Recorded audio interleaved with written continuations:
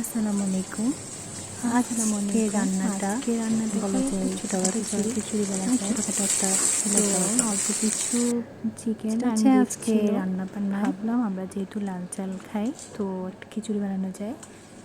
দেন আমরা হলো এই জিনিসটাকে নিয়ে আমরা সব কিছু মিলে and different types vegetable add করে একটা খিচুড়ি রান্না করলাম।